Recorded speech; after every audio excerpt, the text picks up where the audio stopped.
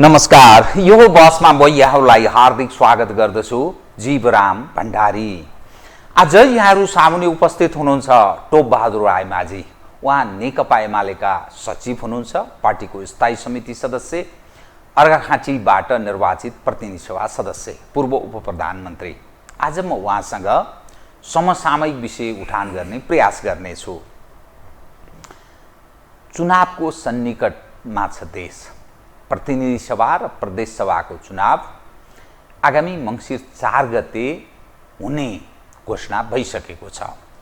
यससँगै राजनीतिक दलहरू राजनीतिक गतिविधिमा जनताका माझमा जाने तम तयारमा छन्।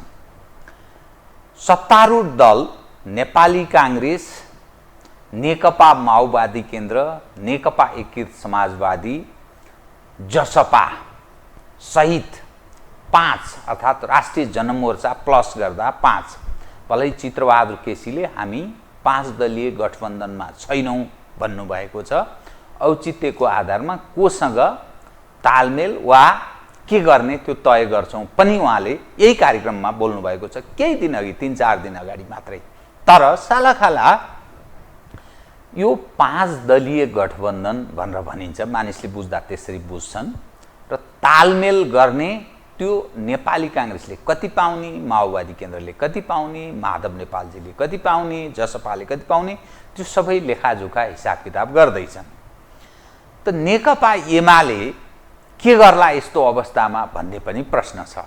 र आगामी जो राजनीति छ यस उपर आम उपरका विगतदेखि वर्तमानसम्मको नेताहरूको र पार्टीहरूको गतिविधि केलाउने जमर्कोमा पनि नेपाली बुद्धिजीवीहरू छन्। त यस्तो अवस्थामा टोपबहादुर रायमाझी वर्तमानको राजनीतिक अवस्थालाई कसरी हेरिरहनु भएको छ, अलिकति विश्लेषण पनि गर्ने र अलिकति सूचनामूलक ढङ्गले पनि विषयलाई उठान गराउने म प्रयास गर्नेछु। सर्वप्रथम म उहाँलाई स्वागत गर्छु। सर, स्वागत छ है। धन्यवाद। चुनावको सन्निकटमा देश छ, तपाईँ भयङ्कर कसरत गरिरहनु भएको होला।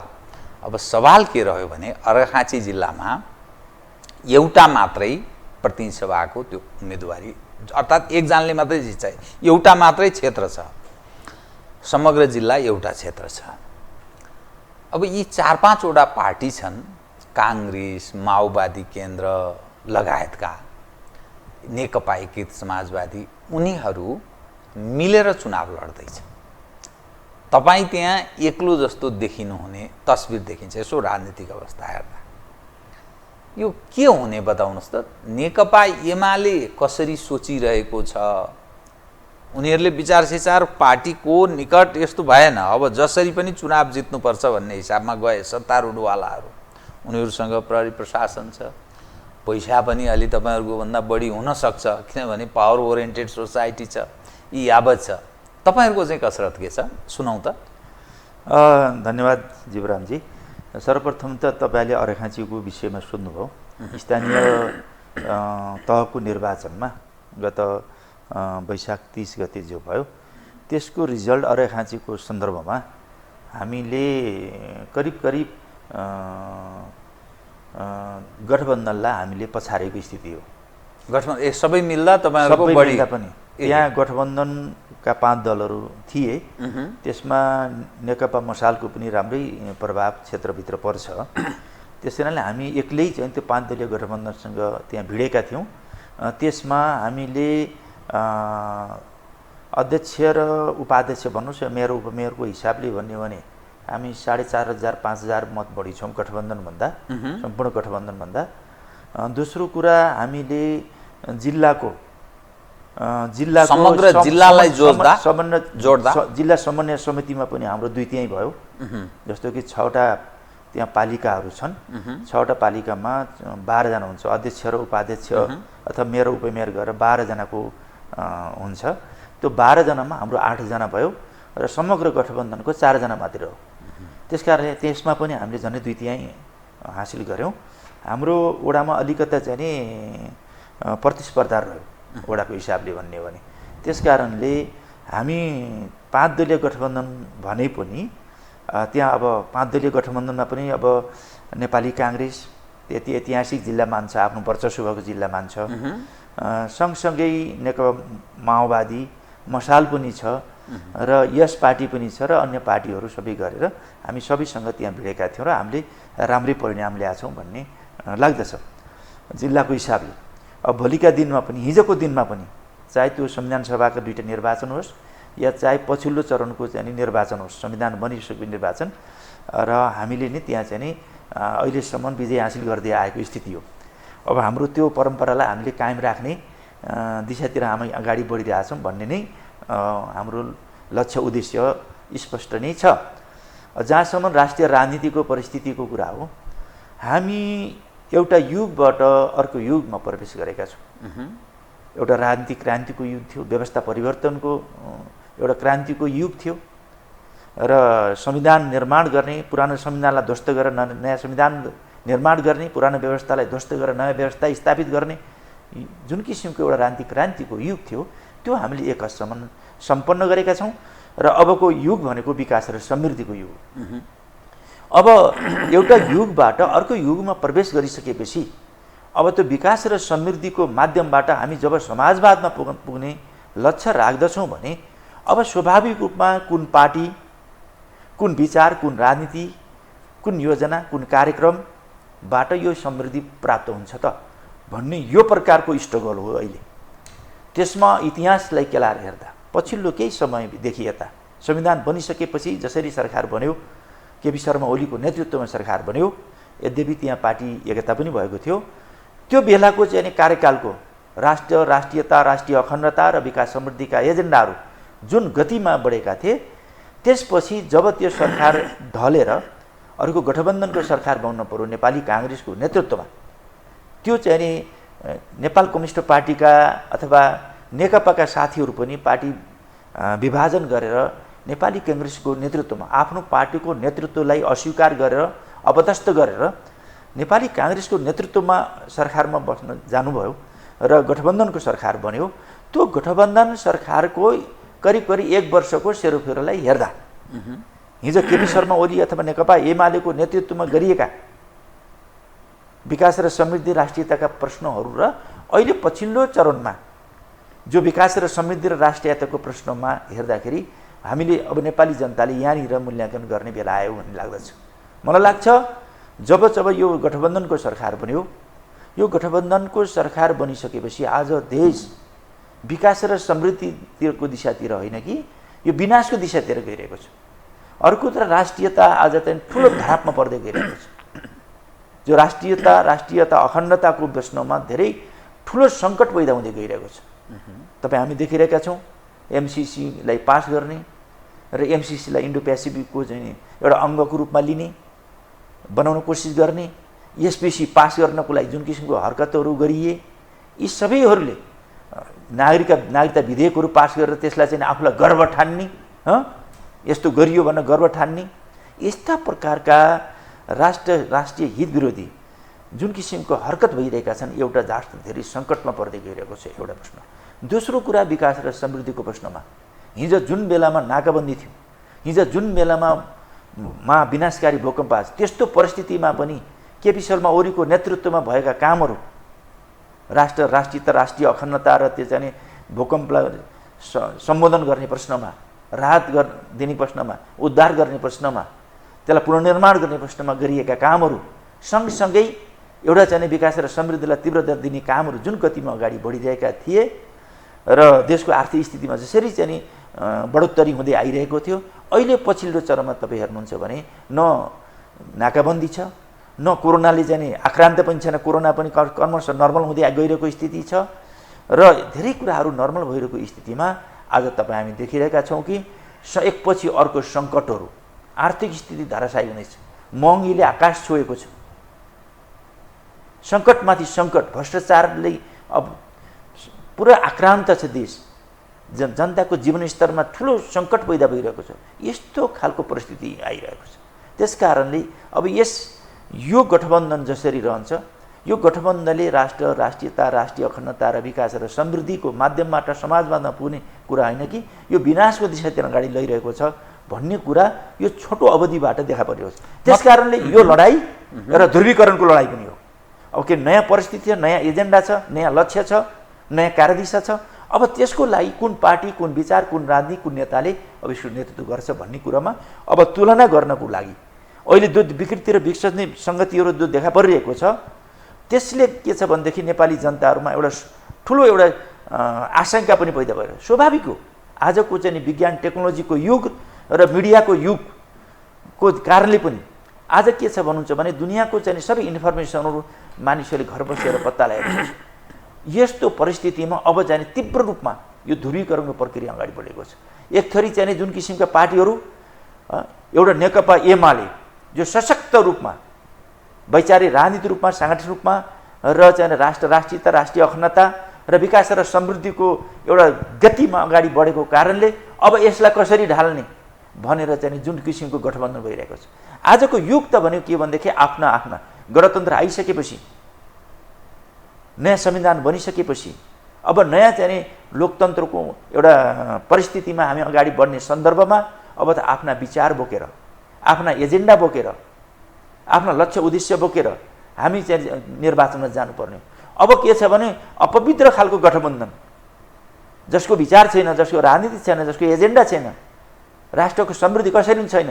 किनभनेदेखि गठबन्धन बनाऊ, सरकार बनाऊ, अनि पछि अस्तित्व बचाऊ, मिलिजुली खाऊ, यस्तो प्रकारको परिस्थितिबाट जो गइरहेको छ, यसले नेपाली जनताहरूमा चाहिँ जो ठुलो आक्रोश छ, यसले स्वाभाविक रूपमा नेपालको राजनीति जो धमिलिँदै गइरहेछ, धमिलाउन खोजिरहेको छ, यसबाट नेपाली जनतामा आक्रोश छ।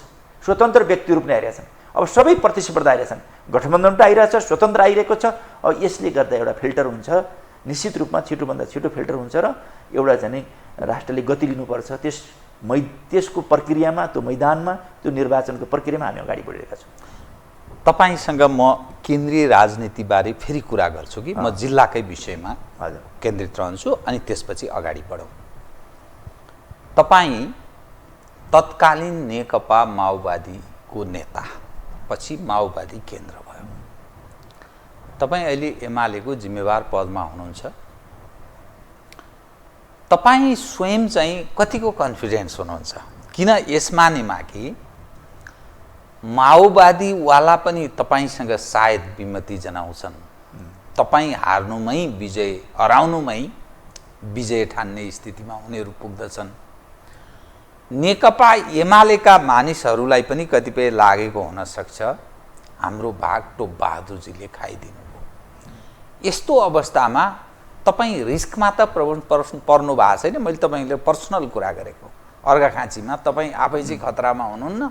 किनभने उनीहरू 5 वटा छन् स्वतन्त्र, जो अलि स्वतन्त्र ढङ्गले जुन अहिलेका राजनीतिक ठुला ठानिएका नेकपा एमाले, नेपाली काङ्ग्रेस, माओवादी केन्द्र लगायतका जो ठुला ठानिएका अलिक पुरानै मानिएका पार्टीहरू, जसले पटक पटक अवसर पाए, यिनीबाट चलेन है।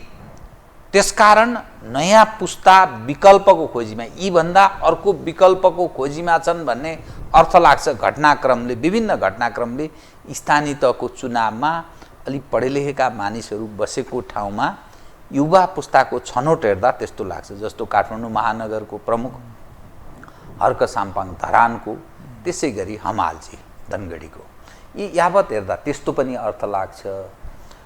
तपाईहरूलाई प्राप्त हुने जुन मत, तपाईँले राष्ट्रियताको कुरा गर्नुभयो, समृद्धिको कुरा गर्नुभयो, यी यावत त देश यो कन्तबिजोग अवस्थामा हुनुको पछाडि त काङ्ग्रेस त जिम्मेवार छ, माओवादी केन्द्र त जिम्मेवार छ, नेकपा एमाले पनि त्यतिकै जिम्मेवार छ।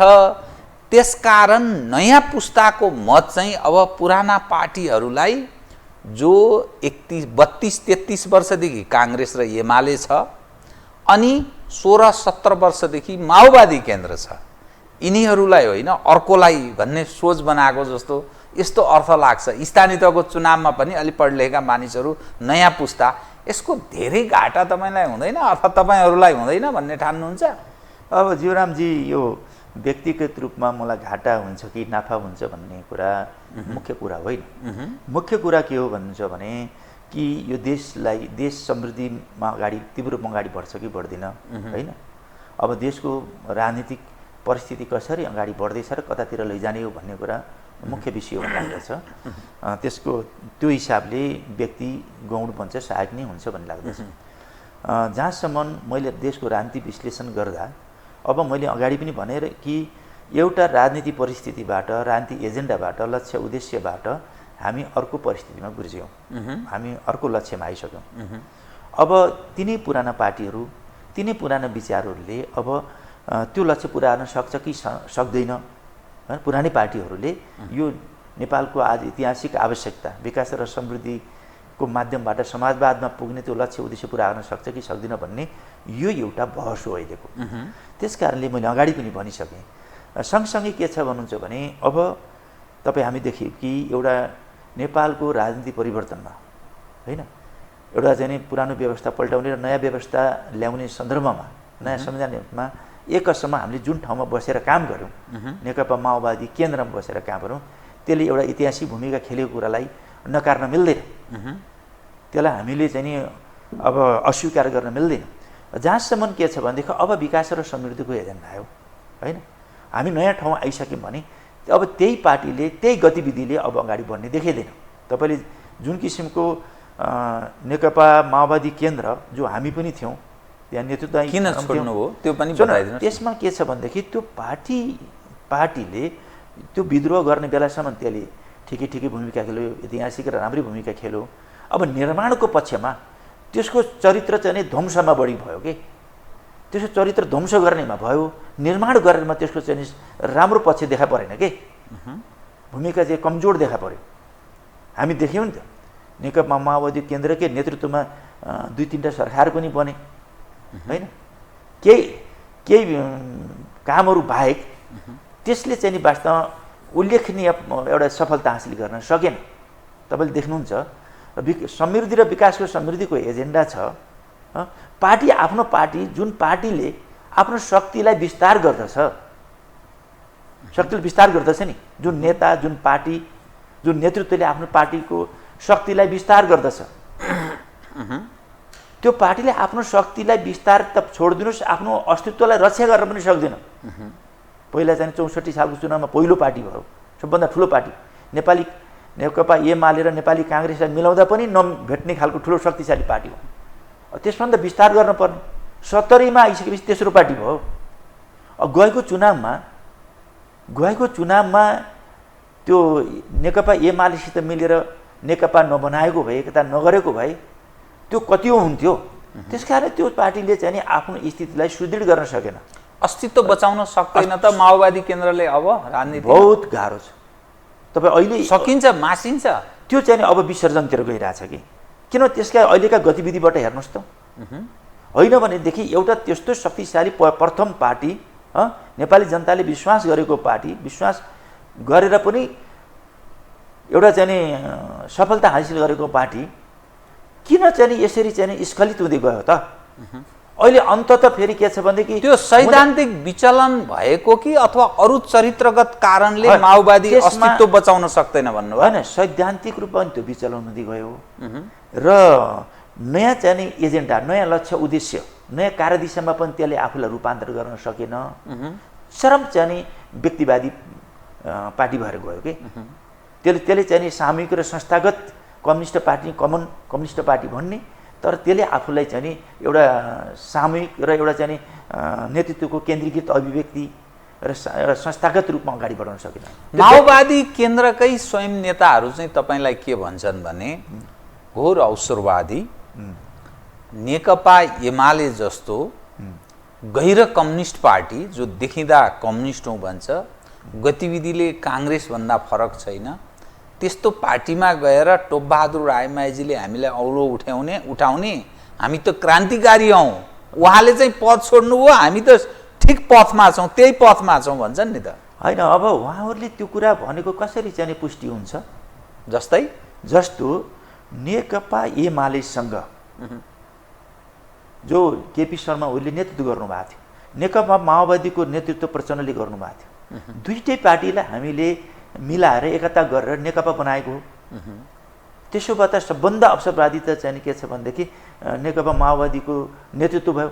किनभने त्यो त्यस्तो अवसरवादी नेतृत्वमा त तपाईँ पनि हुनुहुन्छ। सुन होइन भनौँ मूल नेतृत्व फर्स्ट म्यान नभए पनि तर तपाईँ होइन नेता त हुँदै हो नि त। म त त्यही स्वीकार पार्टीबाट तपाईँ उपप्रधानमन्त्री हुनुभयो। होइन म त स्वीकार गरेँ।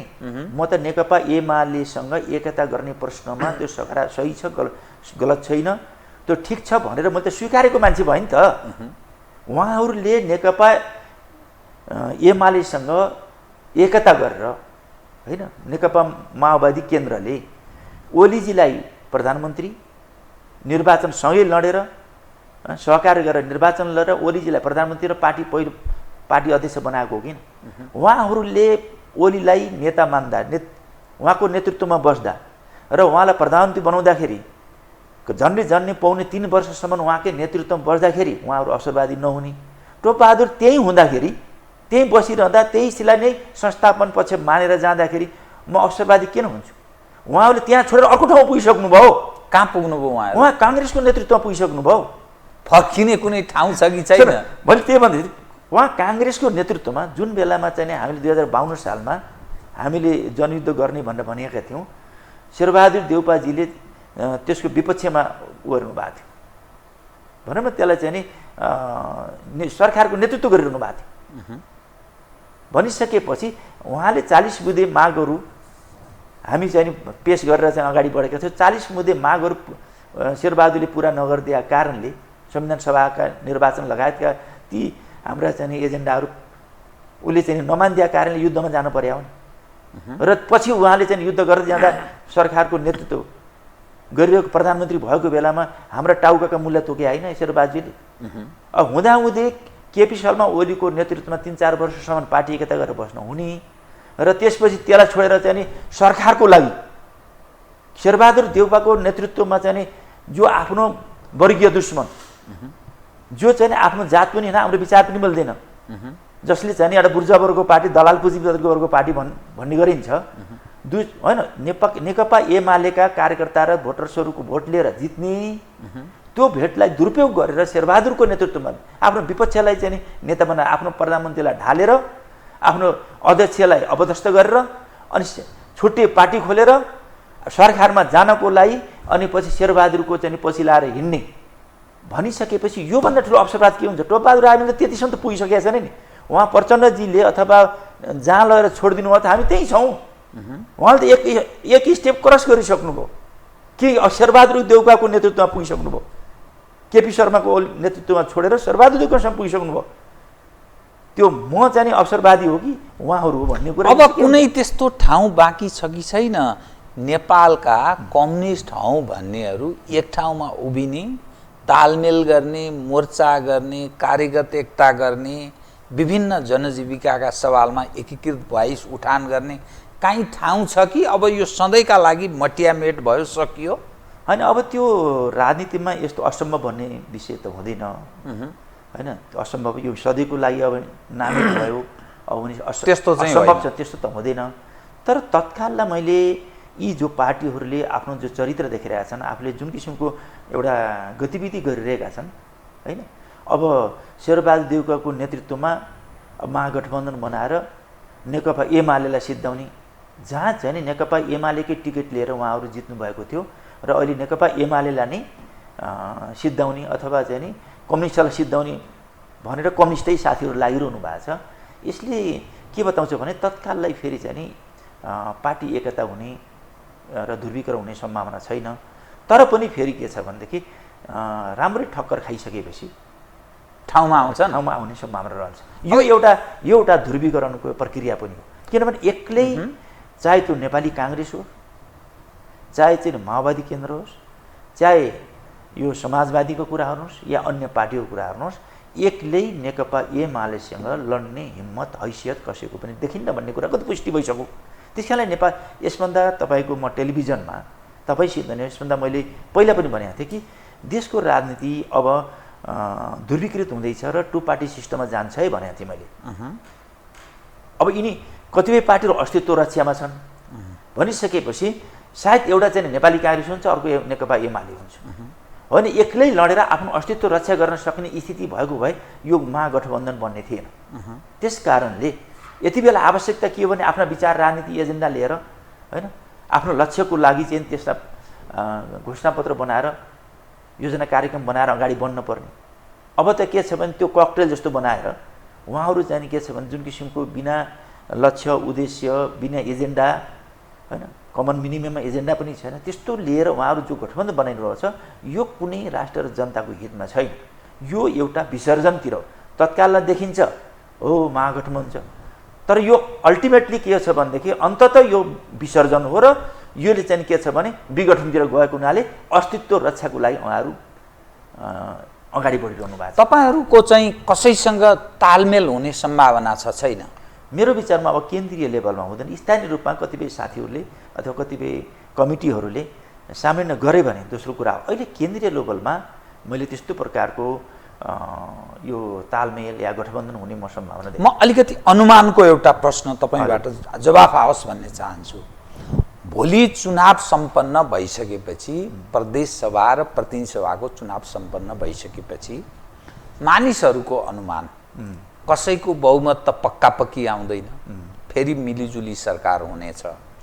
त्यो मिलिजुलीको अवस्थामा प्रचण्डजीहरूले उपेन्द्रजीहरूले त्यो ओलीजीलाई साथ दिने सम्भावना या ओलीजीले देउबा इतरकोलाई प्रधानमन्त्रीका लागि अफर गर्ने यस्तो खालको परिस्थिति अलि नयाँ खाले समीकरण ध्रुवीकृत त्यसरी चुनावपछि त्यसरी जान सक्ने सम्भावना कतिको देख्नुहुन्छ? त्यति बेला हर प्रकारका सम्मानहरू हुने सम्भावनाहरू छन्, खुल्लै छ, यो खुल्लै छ, त्यसमा कुनै दुविधा छैन। र हाम्रो भनाइ के छ भने अहिले हामीहरू इतिहास वर्तमान इतिहासको मूल्याङ्कन गर्दै वर्तमानलाई बुझेर भविष्यको हामी रेखाङ्कन गरेर हाम्रो एजेन्डा बनाएर हामी अगाडि जाँदैछौँ। र यो पछिल्लो चरणमा गठबन्धनले गरेका हरकतहरू मैले भने राष्ट्रियता राष्ट्रिय अखण्डताको प्रश्न सँगसँगै विकास र समृद्धिको प्रश्नका विषयमा र जुन किसिममा गरेका चाहिँ घात र जुन किसिमको बदमासीहरू छन् त्यसको हामी भण्डाफोर गरेर जान्छौँ। र हामीले चाहिँ नि देशलाई कता लैजाने हो भन्ने कुरा लिएर जाँदा हामीले हाम्रो लक्ष्य के छ भने कि हामीले बहुमत प्राप्त गर्ने उद्देश्यका साथ अगाडि बढ्छौँ। किनभने अहिले एक्लै तपाईँ देखिरहनु भएको छ कि अहिले जुन किसिमको एक वर्ष यता यो गठबन्धनले गरेका गतिविधिहरूप्रति नेपाली जनता सन्तुष्ट छैनन्। त्यसै कारणले विभिन्न किसिमका स्वतन्त्र व्यक्तिहरू पनि जसरी आइरहेका छन् नि के हो त सही कुरा भनेर नेपाली जनता अरू तरल हुँदै गइरहेको छ र उनीहरूलाई पनि विश्वास छैन कि एक्लै लड्ने विश्वास छैन। अझै पनि फेरि के छ भने उनीहरूको बिचमा फेरि तत्कालीन सङ्घ र प्रदेशको चाहिँ जुन निर्वाचनमा पावर सेयरिङका कुराहरू पनि भागभण्डाका कुराहरू पनि त्यति सजिलो छैन। एउटै पार्टीलाई त मिलाउन गाह्रो हुन्छ भने सजिलो छैन। दोस्रो कुरा निर्वाचन पछि पनि फेरि कस्तो सरकार बनाउने कसको नेतृत्व बनाउने पावर सेयरिङ के हुन्छ भन्नु अहिलेदेखि त्यहाँ झगडा सुरु भइरहेछ। त्यस कारणले उनीहरू स्वार्थको लागि झगडा गरिरहेका छन् अथवा पावर सेयरिङ गरिरहेका छन् अथवा गठबन्धन बनाइरहेछन् भन्ने कुरा नेपाली जनताले नजिकबाट अहिलेको मिडियाको दुनियाँमा त्यो देखिरहेको छ र उनीहरूले गरेका यो बिचको अवधिमा गरेका हरकत र गतिविधिहरू पनि देखिरहेछ। यी कुराहरूलाई एक्सपोज गर्दै हामीले विगतका नेकपा एमालेको नेतृत्वमा गरेको सरकारले गरेका विकास र सम्बन्धी राष्ट्रियता राष्ट्रिय अखण्डताको प्रश्नमा गरेका विषयहरूलाई पनि हामीले राम्रोसँग उजागर गर्नेछौँ र हामीले कता जाँदैछौँ र कता लाँदैछौँ यो देशलाई कता लानुपर्छ भन्ने कुरामा स्पष्ट भएर आफ्नो एजेन्डा बोकेर जान्छ। त्यसो गर्दा हाम्रो उद्देश्य के हुन्छ भने सके एक्लै बहुमत नभए सबभन्दा ठुलो पार्टी बनाउने उद्देश्यका साथ हामी जान्छौँ र 5 दलीय गठबन्धनसँग पनि, किनभने नेपालको राजनीति तरल अवस्थाबाट गुजिरहेको छ। त्यो अब तरल कसका कारणले भएको यो अहिलेको चाहिँ जुन किसिमको यो गठबन्धन छ गठबन्धनले गरेका मैले अगाडि ती हरकतहरूको विषय मैले राखिसकेँ त्यो नेपाली जनताले पनि उजागर गरिरहेका छन्। तपाईँलाई एक विषय उठान गरौँ। विगतमा जब केपी ओलीजी आजभन्दा 5 वर्ष अगाडि चुनावमा उम्मेद्वार हुनुहुन्थ्यो उहाँले 2-3 वटा एउटा सन्देश दिने प्रयास गर्नुभएको थियो। एउटा भारतले लगाएको नाकाबन्दी त्यसको एउटा लोकप्रिय उहाँसँग मुद्दा थियो। अर्थात् विश्वमा जुन राष्ट्रवादको वेभ चलेको छ अहिले झन् बढेर गएको छ त्यो उहाँसँग राष्ट्रवादको बलियो एउटा मुद्दा थियो। एक दोस्रो राजनीतिक अस्थिरताका माझमा हामी स्थिर सरकार दिन्छौँ किनभने माओवादी केन्द्र र हामी बीच तालमेल र आगामी दिनमा एकता पनि गर्छौँ भन्ने सन्देश पनि थियो। तर अहिले न तपाईहरूसँग त्यो लोकप्रिय मुद्दा नारा छ, राष्ट्रवादको त उही भन्नुभयो तपाईँहरूले, तर गतिविधिले त्यस्तो देखिँदैन। किनभने एमसिसीमा पनि तपाईँहरू चुक्नुभयो, काङ्ग्रेस मात्रै चुकेको छैन, प्रचण्ड मात्रै चुकेका छैनन्, एज अ होलमा तपाईँहरू पनि चुक्नुभयो, किन संसदबाटै अनुमोदन भएको छ। एसपिपीको सवालमा पनि स्पष्ट धारणा त्यसरी कुनै पार्टीको आएन। अब सधैँका लागि हो कि त्यो भोलि अनुकूल भएपछि फेरि गर्ने हो, त्यो दोहोरो अर्थ लाग्ने शब्दहरूको चयन भएको छ। अनि कतिपय सवालमा पनि त्यो मुद्दा अब बाँकी रहेन। स्थिर सरकार भोलिका दिनमा एउटैको बन्छ भन्ने त आधार छँदै छैन। त के आधारमा त्यो लोकप्रिय र फरक र मानिस आकर्षित हुने के आधार बताउनुहोस् त? यो तपाईहरुको मात्रै होइन, कांग्रेस पनि लोकप्रिय, उ झन् अलोकप्रिय छ, हिजोभन्दा झन् अलोकप्रिय छ। माओवादी केन्द्र झन् हिजोभन्दा अलोकप्रिय छ। तर तपाईहरुको पनि त्यस्तो लोकप्रिय हुने मुद्दा, जनतालाई आकर्षित गर्ने कुनै नारा छैन। यस्तो अवस्था त झन् भोलिका दिनमा अस्थिरता, झन् अर्को अवस्था सिर्जना हुने त पक्का-पक्की छ भन्ने अर्थ लाग्छ नि, होइन? अब जस्तो कि चाहे त्यो भूकम्पको महामारीको बेलामा राहत, उद्धार र पुनर्निर्माण गर्ने प्रश्नमा होस्, ओलीजीको नेतृत्वमा गरेका कामहरू अहिले पनि चाहिँ नेपाली जनताले बिर्सन मिल्छ जस्तो बिर्सिया छन् जस्तो लाग्दैन। नाकाबन्दीको विपक्षमा जुन अडानका साथ उभिएर जुन किसिमको हामीले एउटा जाने हैसियत बनाएका छौँ, त्यो पनि त्यो बिर्सिने कुरा होइन, त्यो पुरानो भयो भन्न मिल्दैन, त्यो इतिहासमा दर्ज भइसकेको कुरा। अर्को लिपु लेक निम्पियादा र कालापानीलाई आफ्नो जमिन हो भनेर 60-70 वर्षदेखि घुमेको भूभागलाई आफ्नो हो भनेर संसदमा सर्वसम्मत निर्णय गराउने हैसियत राख्ने एउटा नेतृत्व र पार्टीको रूपमा पनि त्यो स्थापित भएकै कुरा हो। जहाँसम्म विकास र समृद्धिको प्रश्नमा पनि तपाईँले देख्नु, चाहे ठुला पूर्वाधार विकासका क्षेत्र हुन्, चाहे चाहिँ अनेक जति पनि हामीले विकास र समृद्धिका प्रश्नमा काम गरेका कुराहरू छन्, ती प्रश्नहरू पनि बिर्सिने कुरा होइन। नेपाली जनतालाई अहिलेको दुनियाँमा मैले विज्ञान टेक्नोलोजी र चाहिँ संसारको जो दुनियाँ छ त्यसले दुनियाँ देखेको छ, अन्धकार छैन दुनियाँ, होइन? संसारभरिका गतिविधि र चाहिँ स्थितिहरू देखा परेका हुनाले जनताले फास्ट जान्छ, स्वाभाविक हो।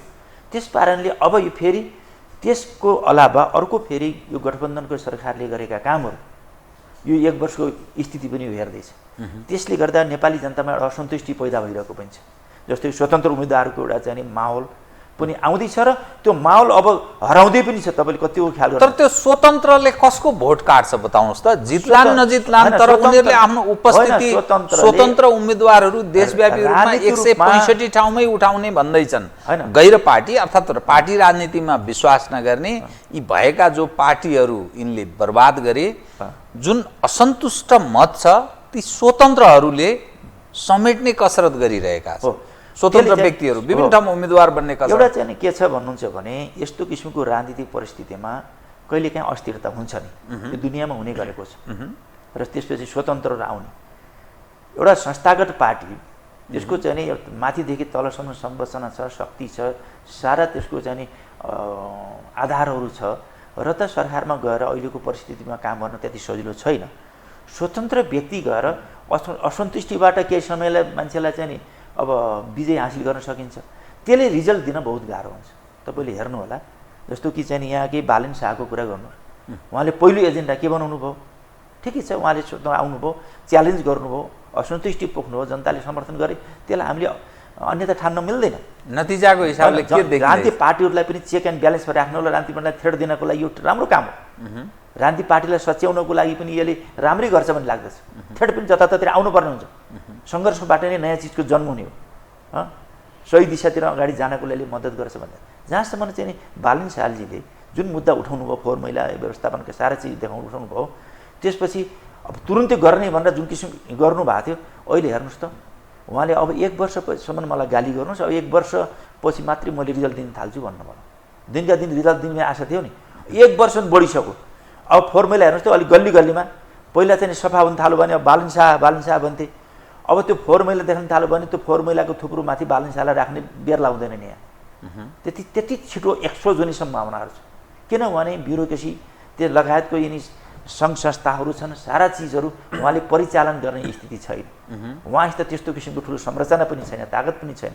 एउटा स्वतन्त्र भोट लिएर जित्नुभयो, त्यो असङ्गठित मासले जित्नुभयो, त्यसलाई चाहिँ फेरि व्यवस्थित गरेर लैजान त्यति सजिलो छैन। त्यस कारणले मैले भन्न खोजेको केही समयपछि त्यो फेरि बडा गाह्रो हुन्छ। त्यसपछि अब मान्छेले हेर्न थाल्छ के छ भने यताबाट पनि हुँदैन, अब इतिहासतिर फर्किन्छ। को पार्टी हो त? अब त्यो चाहिँ नि माओवादी केन्द्र हो कि, अब नेपाली काङ्ग्रेस हो कि, नेकपा एमाले हो कि, अथवा अरू कुनै पार्टी हुन् कि भनेर खोज्न थाल्छ। हिस्ट्री खोज्दाखेरि त फेरि मान्छे फर्किएर ओहो राष्ट्रियताको प्रश्नमा, नाकाबन्दीको प्रश्नमा, अनि विकास र समृद्धिको प्रश्नमा कुन समयमा कसले के गरेको थियो भने हेर्दाखेरि त फेरि मान्छे फेरि थिग्रिन पुग्छ। अन्ततः अल्टिमेटली फेरि नेकपा एमालेमा लाग्नु विकल्प छैन। मैले त्यस कारणले धेरै परसम्म सोचेर, दूरगामी सोच राखेर यिनी पार्टीहरूको नेपाली काङ्ग्रेस, नेकपा माओवादी, एमाले लगायतका सम्पूर्ण पार्टीहरूको गहिरो अध्ययन गरेर पहिला राष्ट्रलाई हेर्नु पर्यो, पछि जनतालाई, त्यसपछि जनतालाई हेर्नु पर्यो, सँगसँगै त्यसपछि देशको अब पार्टीलाई हेर्नु पर्यो, विचारलाई हेर्नु पर्यो, राजनीतिलाई हेर्नु पर्यो, योजनालाई हेर्नु पर्यो, कार्यक्रमलाई हेर्नु पर्यो, आफूलाई हेर्नु पर्यो, आफ्नो सन्ततिलाई हेरेर डिसिजन लिने कुरा हुन्छ। त्यस कारणले मैले धेरैसम्म परसम्म सोचेर ल्याएको। तपाईँले भन्न खोज्नु भएको थियो तपाईँ कति सन्तुष्ट हुन्छ, म एकदम खुसी छु। म योगको लागि हर प्रकारको सेक्रिफाइस गर्नु। म त जाने 8-10वटा मन्त्री भइसकेँ, उपप्रधानमन्त्री भइसकेँ, सांसद 3 पटक भइसकेँ। त्योभन्दा ठुलो कुरा अब राष्ट्रको भविष्यको कुरा, राष्ट्रको समृद्धिको कुरा। अब त्यसको खोजीमा छु। त्यो खोजी हेर्दै जाँदा अहिले तुलना गर्दा नेकपा एमाले सबैले पताएको पार्टी, इतिहास बोकेको पार्टी र इतिहासमा राष्ट्रियता, राष्ट्रिय अखण्डता र विकास र समृद्धिको प्रश्नमा तुलना गर्दा सबै पार्टीहरूभन्दा यो अगाडि छ। तपाईँले हेर्नुहोस् अझ अगाडि बढ्छ। अब तपाईँसँग नि म अलिकति केन्द्रीय राजनीति अलि फरक ढङ्गले विषयलाई उठाएँ है। यो पार्लियामेन्ट छ, यसले के गर्यो भने एमसिसीलाई यसरी अनुमोदन गर्यो, सत्ता पक्षको भूमिका र प्रमुख प्रतिपक्षको भूमिका कस्तो कस्तो रह्यो मानिसले भ्याउ पाउन सकेन। स्टेट पार्टनरशिप प्रोग्राम अर्थात् एसपीपी, जहाँ अमेरिकी सेना नेपाल आगमनका लागि उर्वर बन्ने खतरा थियो भनिन्छ। त्यो 10 बुँदे मस्यौदा आयो नि, त्यो मस्यौदा हेर्दा अलिक खतरनाक प्रकृतिको देखिन्थ्यो। आम सञ्चार माध्यमबाट त्यो चिज उजागर भएपछि सरकार तत्कालका लागि पछि हट्न बाध्य भएको छ। तर प्रमुख प्रतिपक्षी दल नेकपा एमाले धेरै खुलेन। अर्थात् अमेरिका असन्तुष्ट हुन्छ भन्ने काहीँ न काहीँ त्रासमा नेकपा एमाले पनि छ। सत्तारूढ त छँदैछ, अर्थात् उनीहरू खुसी पार्न लागि परेका छन्। तेस्रो पक्ष नागरिकता विधेयक। नागरिकता विधेयकको सवालमा देशको सबभन्दा ठुलो संसदमा प्रतिनिधित्व गरिरहेको नेकपा एमाले संसदमा प्रतिनिधित्व गरेको हिसाबले सबभन्दा ठुलो पार्टी छ। तर ऊ क्लियर एकदम स्पष्ट ढङ्गले यो नागरिकता विधेयक उप के हो नेकपा एमालेको धारणा खुलेको छैन। अर्थात् भोटको ट्रेन कता जान्छ, कुन चिजले राजनीतिक लाभ र हानि हुन्छ, त्यसको लेखाजोखामा एमाले लागेको अर्थ लाग्छ। काङ्ग्रेसको के कुरा गर्नुहुन्छ? काङ्ग्रेस त पहिलेदेखि त्यस्तो छ। काङ्ग्रेसलाई किन धेरै प्रश्न गरे? ऊ छँदैछ, उसकै नेतालाई म प्रश्न गरौँला काङ्ग्रेस उप, माओवादी केन्द्रको विषयहरू माओवादी केन्द्रकै नेतालाई प्रश्न गरौँला। तर नेकपा एमालेको यो दोहोरो मापदण्ड कसरी मानिसले पत्याउने बताउनुहोस् त? विश्वासयोग्य पार्टी अब विभिन्न सवालमा मैले प्रश्न गरेँ। मैले त्यो कुरा पहिले पनि मेरो व्यक्तिगत रूपमा भन्नुहुन्छ भने, यद्यपि संस्थागत पनि भन्छु, व्यक्तिगत रूपमा भन्नुहुन्छ भने यो एमसिसीको विषयमा जब म ऊर्जा मन्त्री थिएँ, मैले के भनेको थिएँ भने कि यसलाई परिमार्जन र परिष्कृत गरेर यसलाई पास गर, हुबहु पास नगर, कि त यसलाई खारिज गर भनेको थिएँ। तपाईँले? मैले। तपाईँ उप प्रधानमन्त्री ऊर्जा सहित भएको बेला? त्यति बेला अथवा पछि पनि यो शब्द गर्दाखेरि कसैले टिपेर बाबुले पास गर्नुपर्छ भन्यो भने पनि भनेको थिएँ। त्यो मैले होइन भन्न पछि आफ्नो कुराहरू स्पष्ट पार्दै गएको कुरा हो कि यो कि परिमार्जित र परिष्कृत गरेर यसमा राष्ट्रहित विरोधी जति पनि चाहिँ बुदाहरू छन् त्यसलाई चाहिँ क्यान्सल गरेर परिमार्जित गरेर यसलाई परिष्कृत गरेर पास गरेर कि चाहिँ यसलाई क्यान्सल गर यसमा झुन्नेर नबस्छ भनेको थियो झुन्नेर किनभने एमसिसी आउँछ पैसा आउँछ भनेर फिर्ता पठाइदिउँ कि चाहिँ भन्नु के फिर्ता पनि यसलाई क्यान्सल गरेर नल्याउँ नेपाल सरकारले लगानी सडक र चाहिँ ऊर्जामा लगानी गर्नुपर्ने थियो त्यसले लगानी बनाएको थियो अब ऊर्जाको यहाँ सङ्कट आइसक्यो विद्युत उत्पादन भइरहेको छ प्रोजेक्टहरू सम्पन्न हुँदै आइरहेछन् हामीसँग ट्रान्समिसन लाइन छ एमसिसी आउँछ भन्दै बसिरहने एमसिसीमा झगडा छ कि यसलाई परिमार्जित गरेर पास गर कि त यसलाई क्यान्सल गर नेपाल सरकारले लगानी गरौँ या अरू डोनरहरू खोजौँ भन्ने मेरो भनाइ थियो त्यो त्यत्तिकै भइहाल्यो जहाँसम्म पार्टीको संस्थागत समझदारी निर्णय कुराहरू हुन्छ भने पार्टीले जुन बेलामा नेकपा भन्ने पार्टी बनाएको थियो होइन नेपाल कम्युनिस्ट पार्टी झलनाथजीको नेतृत्वमा एउटा कार्यदल बनाएको थियो एमसिसीको बारे त्यसले स्पष्ट आफ्नो धारणा ल्याएको थियो त्यो चाहिँ नि नेकपा एमाले त्यसमा चाहिँ नि स्पष्ट छ आफ्नो पार्टीले ल्याएको जो कार्यदलले ल्याएको प्रस्तावमा त्यसमा धेरै बुदाहरू चाहिँ नि परिमार्जन गर्नुपर्ने छ र धेरै बुदाहरू सच्याउनु पर्ने छ र त्यो आधारमा यस शुभको लागू गर्न सकिन्न भन्ने खालको त्यसले एउटा प्रस्ताव ल्याएको थियो त्यसैमा नेकपा पछि पार्टी फुटेपछि पनि नेकपामा विभाजन भइसकेपछि नि नेकपा एमाले त्यसैमा अडिरह्यो र यसमा सहभागी बनेन यसलाई अलिकता चाहिँ छलफल गरेर परिमार्जित गरेर गर्नुपर्छ भन्ने आफ्नो विचार त राखेकै हो नि त्यसमा सामेल भएन नि तर सत्ता गठबन्धनले चाहिँ विदेशी शक्ति केन्द्रलाई खुसी पार्नको लागि उनीहरू त्यसमा हतारो गरे त्यससित सत्तासम्म जोडिएको थियो सत्ता टिकाउनु पर्ने थियो होइन भने 3 वर्षसम्म नेकपा एमाले अथवा भनौँ ओलीजीको नेतृत्वमा सरकारमा एमसिसी पास गरे भने त हुन्छ दुई त्यहाँ थियो नि त झन्डै दुई त्यहाँ थियो नि त तर गरेन नि उसले बुझ्नुभयो नि त्यसकारणले नेकपा एमालेलाई अथवा ओलीजीको नेतृत्वमा बनेको सरकारलाई दोष लाउनु पर्ने त्यति आधारहरू म देख्दैन तर कसरी र कहाँ स्ट्यान्ड लियो स्ट्यान्ड लिएको त त लाग्दैन घटनाले नतिजाले देखाउँदैन आफ्ना विचारहरू राख्यो अब ढुङ्गा मुढा गर्ने उही आफू चाहिँ हैन सदनमा त अनेकौं विषय उठ्न सक्छ सदनमा त्यसको विपक्षमा उभिएको थियो अरू मुद्दा उठाएर चाहिँ नेकपा एमाले सदन बहिष्कार गरेको परिस्थिति थियो त्यसमा पनि उसले आफ्नो चाहिँ सहभागिता नजनाएर उसलाई चाहिँ असमर्थनै भएको पनि त्यसलाई समर्थन गरेको होइन नेकपा एमाले एमसिसीको विषयमा पनि र नेकपा एमाले एमसिसी इन्डो पेसिफिकको चाहिँ अङ्ग हो भन्दा पनि त्यसमा स्वीकार गरेको छैन एसपीपीको बारेमा त नेकपा एमाले चाहिँ चर्को सबभन्दा प्रश्न उठाएर उनीलाई ब्याक गराउने त नेकपा एमाले गर्यो चर्को मुद्दा उठाएर पार्टीको बैठक बसेर यसलाई अब केन्द्रबिन्दुमा कुनै पनि हालतमा यसलाई पास गर्न दिनुहुन्न यसो भने देश अब डुब्छ देश त अब चाहिँ विदेशीहरूको क्रीडास्थल बन्छ खेलौना बन्छ यो देशको चाहिँ एउटा चाहिँ स्वाभिमान देशको राष्ट्रिय अखण्डता अब बन्दैन यो त के छ भनेदेखि अन्तर्राष्ट्रिय शक्ति केन्द्रको फौजीले बुट बजार्ने खालको क्रीडास्थल बन्छ अरू शक्तिहरूको चाहिँ एउटा चाहिँ सैनिक बेस क्याम्प बन्छ त्यसकारणले यसलाई कुनै पनि हालतमा हुन दिनुहुन्न भन्ने मुद्दा 1 नम्बरमा मुद्दा उठाउने नेकपा एमाले हो अब यो मुद्दा उठ्ने भयो ड्राफ्ट भइसकेकोलाई पनि क्यान्सल गरेर गठबन्धनले चाहिँ पछि हट्ने स्थिति आयो नि त यद्यपि यो अझै पनि यो के छ भनेदेखि अहिले अब यो चुनावको बेलामा यो मुद्दा उठ्यो भने हामी चुनावमा हार्छौँ गठबन्धन फुट्न सक्छ भनेर अहिले स्थगित मात्रै हो यिनीहरूले हटाएका छैनन् यसलाई सायद यिनीहरूले चाहिँ यो चुनावपछि फेरि पास गर्न सक्छन् त्यति बेला पनि चुनावपछि पास गर्छौँ भनेर वचन दिएको हुनुपर्छ भन्ने हाम्रो शङ्का छ र त्यसमा नेकपा एमाले त्यसमा खरो उभिन्छ र त्यसको विपक्षमा उभिन्छ र यसलाई चाहिँ एसपीपीको विपक्षमा एमाले उभिएको छ अनुमोदन हुँदैन नेकपा एमाले यसको पक्षमा वकालत र पैरवी गर्दैन अनि नागरिकता विधेयकको बारेमा पनि नेकपा एमाले त विरोधी गर्यो नि त कहाँ समर्थन गर्यो आउनुहोस् छलफल गरौँ यो यसरी पास गर्नु हुन्न भने त विरोधी गर्यो नि त उनले हतारमा चाहिँ जुन किसिमको चाहिँ गरे यसले चाहिँ के छ भनेदेखि यिनीहरूको चाहिँ जुन कि राष्ट्रियताको ढोगी एउटा चरित्र हो त्यो कुरो उजागर भएको छ नेकपा एमाले यो चाहिँ राष्ट्रियता विधेयक के अरे यो नागरिकता विधेयक पास गर्ने कुरामा अथवा अगाडि बढाउने कुरामा सहमत छैन रहेन राष्ट्रपतिकोमा गएको छ नागरिकता विधेयक अहिले पनि प्रमाणीकरणका तर राष्ट्रपतिले अहिलेसम्म रोक्नु भएको छ के भन्नुहुन्छ राष्ट्रपतिलाई अहिले मैले चाहिँ वास्तवमा त्यो चाहिँ अहिले नपास त्यसलाई चाहिँ उहाँले प्रमाणीकरण नगर्दा हुन्छ भन्ने छ त्यो चाहिँ यत्रो जनताको जनआक्रोश छ विरोध छ र यो चाहिँ हिजो पहिलेदेखि नै रोकिएर बसेको कुरा हो अब अहिले आएर चाहिँ हतारमा पास गर्नुपर्ने कुनै जरुरी छैन भन्ने लाग्छ। अब म तपाईँसँग कार्यक्रमको ठिक अन्त्यमा आएँ कि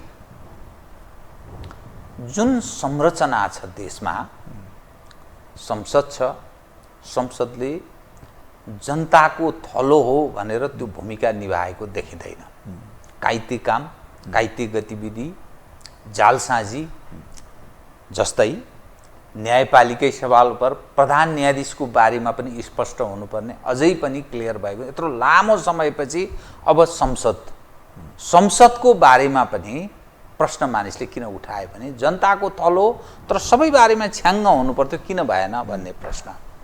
एमसीजीकै सवालमा, एसपीपीकै सवालमा, नागरिकता विधेयककै सवालमा, कतिपय सवालहरूमा न्यायालय उप प्रश्न छ। धेरै पोलिटिसाइज्ड भयो, एनजिओ आइएनजिओहरूको उपस्थिति रह्यो, न्यायाधीशहरू दलका भए र यसले न्यायालय उप अविश्वास मानिसको बढेर गएको छ। जो कार्यकारिणी छ अथवा कार्यपालिका छ, सरकार जनताप्रति उत्तरदायी भन्ने अर्थ लाग्दैन। विभिन्न घटनाक्रमले विवादास्पद मानिसहरू प्रधानमन्त्रीका वरिपरि छन्, मन्त्रीहरू जे पाए त्यही मनपरी गरिरहेका छन्, करको दायरामा हेराफेरी गरेका छन्, अर्थात् बदमासीको चरम रूप छ, ब्रह्मलुट छ, राज्यको दोहन जारी छ। यसरी हेर्दाखेरि नि तपाईले विभिन्न कुरा त भन्नुभयो, तर यहाँ त नेतृत्वमा पनि समस्या छ, सिस्टममा पनि समस्या छ। आमूल परिवर्तनमा देश नजाने हो भने यो तदर्थमा यथास्थितिमा चल्दैन है अब चाहिँ भन्ने निष्कर्षमा खास गरी पछिल्लो पुस्ता पुगेको छ। जो सरकारको वरिपरि, सत्ताको वरिपरि, सत्ताको चास्नीमा रमाएका मानिसहरूलाई धेरै फरक परेको छैन, तर सर्वसाधारणलाई फरक परेको छ। र यो वेभ जुन आएको छ यो सिस्टममाथिको खतरा होइन यो? अब एउटा सिस्टमबाट हामी अर्को सिस्टममा आएको छौँ, नयाँ सिस्टमलाई इस्टाब्लिस गर्ने प्रक्रियामा भनौँ न, र यो बहस सुरु भएको छ। मैले यसलाई सकारात्मक रूपमा लिइरहेको छु। अब कसैले यसलाई नकारात्मकमा लिएर त्यो फेरि विकल्प खोज्ने भन्दा पनि यो व्यवस्थाको विकल्पमा खोज्ने बेला भए जस्तो मलाई लाग्दैन। यो सङ्घीय गणतान्त्रिक व्यवस्था छ, यद्यपि यसमा पार्टीहरू खराब हुन सक्छन्, नेताहरू खराब हुन सक्छन्, तर चाहिँ यो व्यवस्था नै खराब हो भन्ने मलाई लाग्दैन। यो सही व्यवस्था हो। यसलाई सही किसिमले सञ्चालन गर्ने कुरामा जस्तो कार्यपालिका, न्यायपालिका र व्यवस्थापिकाका चाहिँ आफ्ना आफ्ना क्षेत्राधिकारहरू छन्, जहाँ चाहिँ के छ भने चेक एन्ड ब्यालेन्सको एउटा सिद्धान्त लथालिङ्ग देखिन्छ। तीनै क्षेत्र लथालिङ्ग देखिन्छ। अहिले अब कति हो त यिनको क्षेत्राधिकार हैन? यिनलाई चाहिँ कसरी एकले अर्कालाई प्रभाव पार्न सहकार्य पनि गर्ने र एकले अर्कालाई सिद्धाउन नसक्ने आफ्ना आफ्ना क्षेत्राधिकारभित्र रहन पर्नेमा, जस्तो कि प्रधान न्यायाधीशको प्रश्नमा आफूले म्याक्सिमम चाहिँ के छ भने सदुपयोग गर्यो, उपयोग गर्यो प्रधान न्यायाधीशले। अब त्यही प्रधान न्यायाधीशबाट खतरा भइसकेपछि त्यही प्रधान न्यायाधीशमाथि फेरि चाहिँ धावा बोल्न सुरु गरियो। यस्तो प्रकारको यो आफूलाई स्वार्थलाई केन्द्रबिन्दुमा राखेर जुन किसिमको चाहिँ काम गर्ने गरिया छ, पार्टी र व्यक्तिगत स्वार्थको लागि केन्द्रबिन्दुमा लागि जे पनि गर्ने, यो चाहिँ वास्तवमा गति देखा परेको छ। यो धेरै लामो समय चल्दैन, यो थिग्रिन बाँकी जरुरी छ। यो सङ्घर्ष गर्दै जाँदा एक ठाउँ गएर थिग्रिन्छ। सबै आफ्नो ठाउँमा चाहिँ मच्चिने, त्यसपछि थच्चिने र आफ्नो ठाउँमा आउने हुन्छ। त्यो गर्ने कसले? जनताले त होला। त्यो जनताले नै यसलाई चाहिँ न्याय दिनुपर्छ। त सबै जिम्मेवार छन् यसमा, त काङ्ग्रेस कम्युनिस्ट हौ भन्ने नै मूल रूपमा जिम्मेवार छन् भन्छन् नि त जनता। त्यसकारण जसरी पनि अब एक्लै आफ्नो विचार प्रति विश्वास नभएर, आफ्नो पार्टीप्रति विश्वास नभएर अब सारा चाहिँ गुटहरू बटुलेर महागठबन्धन आउनुको कारणको यो अर्को विकृतिको एउटा चाहिँ फेरि अर्को पराकाष्ठ हो भन्ने लाग्छ। तपाईले अघि आफ्नो विचारमा, आफ्नो पार्टीमा विश्वास छैन, आफ्नो योजनामा, आफ्नो कार्यक्रममा विश्वास छैन, आफ्नो घोषणापत्रमा विश्वास छैन। अब अस्तित्वको रक्षाको लागि महागठबन्धनमा जो गइरहनु भएको छ यो एउटा विसर्जनतिर गइरहेछन् भन्ने नै हो। तपाईले यसो हेर्दाखेरि गठबन्धन ओहो डरलाग्दो, यो गठबन्धन डरलाग्दो होइन कि यो विघटन र विसर्जनको दिशातिर गइरहेछ, यसले सही ध्रुवीकरणतिर लान्छ भन्ने कुरा हो। तपाईले अघि पनि त्यो ध्रुवीकरणको कुरा गर्नुभयो। ध्रुवीकरण भनेको कसरी हुन्छ? जस्तै के नेपाली काङ्ग्रेसको नेतृत्वमा हुने एकाले ध्रुवीकरण दुई ध्रुव मात्रै हुन्छ कि बहुध्रुवको तपाईँ कुरा गर्दैन? अन्ततः मलाई जान्ने लाग्छ टु पार्टी सिस्टमतिर जान्छ।